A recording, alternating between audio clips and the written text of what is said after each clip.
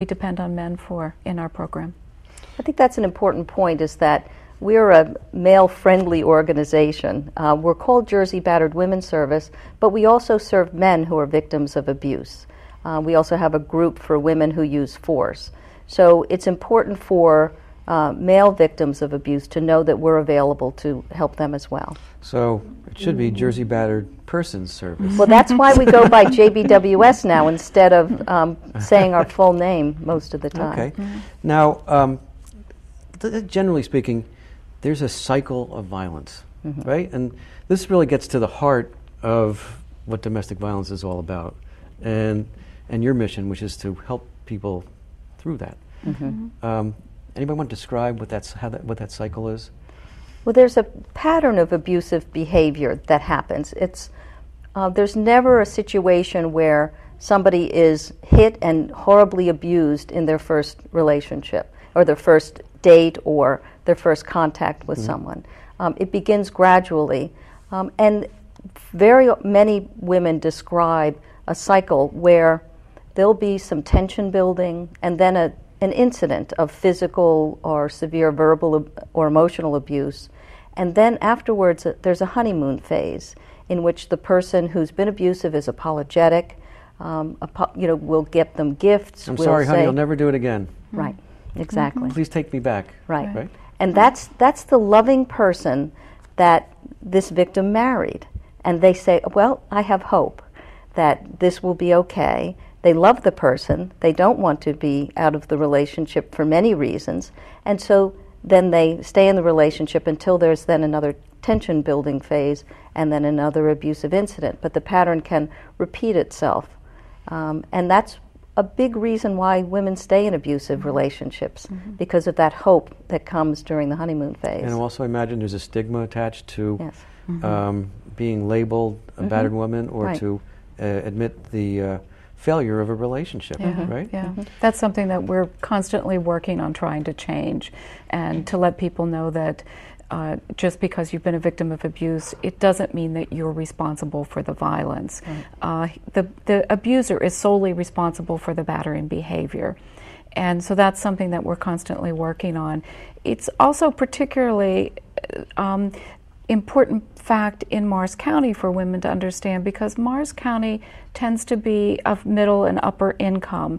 And for those women in particular, there's a stigma attached to being a battered woman. And what does that mean? And doesn't that only happen to poor women or uneducated women? And here I am living in a nice home in an affluent community.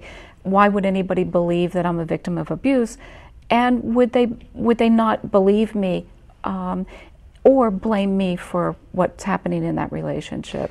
Now, can you describe who the batterers are out there? What's the range? Do they fit into one category? Absolutely. I think I know the answer, but I want you to describe both it. Victims and people who use force cut across all socioeconomic groups, all races, all religions. And so it could be anybody, but there's a tendency, the person who's abusive uses their power over another person. And many of the men, I run a co-lead a batterers group, and many of the men you would see walking down the street and you wouldn't think that they were abusive. Some of the men you might kind of stereotype as being abusive, but it's really hard to tell except in terms of how they treat their partner. What is their beliefs about their right to control someone else, to use the different tactics. And very often the abuse is emotional rather than physical. And it's women sometimes describe it as kind of a brainwashing, a wearing down over time, and that they feel like they're always walking on eggshells, and that they've lost their own personality, and that they're only attuned to what their partner does and says, because he's made them their reality. They tend to isolate, they tend to use threats and coercion. And once somebody's been hit once, that's all they need to know that it can happen again. And so a partner may only need to raise an eyebrow, and that victim may know that that's a signal that they're angry, and that they're at risk of abuse. Now, let's take the person you've just described and give them some advice. All right, what would you tell anyone out there that's listening? What should they do if they fit into the category of persons you've just described? I think the first step is to find someone that they feel safe confiding in. Sometimes that's a friend or a relative or a neighbor or a coworker. Sometimes it means calling a confidential 24-hour helpline like ours. But the first thing is to find somebody that you feel safe talking to about what's happened. And then A friend, a priest, it could be a rabbi, right. a sister, a parent, or Absolutely. just a confidant. Just a confidant. Right. And somebody that you feel safe talking to about it. And understanding that that person may not be the person who's the most knowledgeable about the situation, and you may need to talk to then another person after that. But it's first getting that validation that what you're going through is real and that it's serious and that it's something that you need help for. And so that may be the first step somebody takes. And then from there, become educated. It could be become educated through our website, reading more about what is domestic violence. Am I a victim of abuse? Some people know there's something wrong in their relationship, but they might not define it as domestic abuse or domestic violence. When they read through our website or talk to somebody on our helpline, and you ask them questions like, is your partner extremely jealous? Does he control who you see, who you go out with? Do you feel like, as Jane said, you're walking on eggshells at home? Do you feel like something's off balance in that relationship? Do you feel like you don't have the right to disagree because you're afraid of what his reaction might be? Are you afraid that he might hurt you? Has he hit you in the past? So once you hear some of those kinds of questions, then women are better able to identify themselves as a possible victim of abuse, and then they know where to get help. So after they talk to somebody, then they should go to your website, and I imagine there's a lot of resources on there, or through your website, come to one of your seminars or discussion groups, right? Yeah.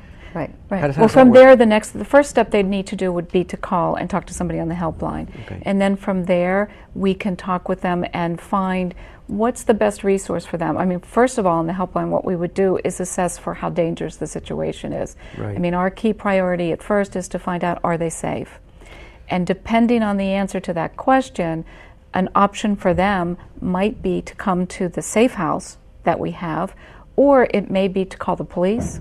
And involve police. It may be to involve the legal system. Right. Those are bold steps. Yeah, absolutely. But before we go there, let me just go back to the counseling part and just information.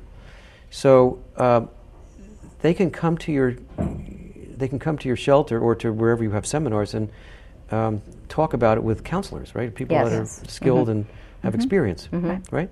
Where they learn about the cycle of violence, and I guess you give them directions that they can go in and maybe counseling for. Do they offer counseling for the batterers as well? Yes, we have what's called the Jersey Center for Nonviolence, where we work with people who use force and abusive behaviors.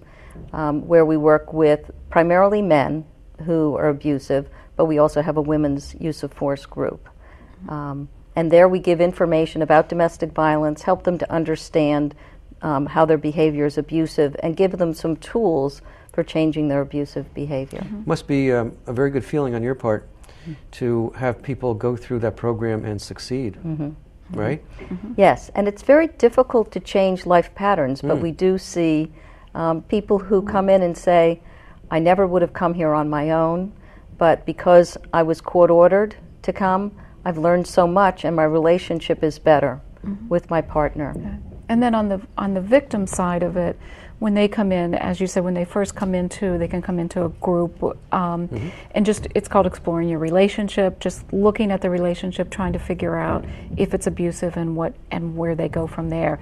but they also, if their partner is in the batterers intervention program, they can go to an orientation and learn about the batterers intervention program, and also learn what they're working on in batterers intervention, and how do you know for sure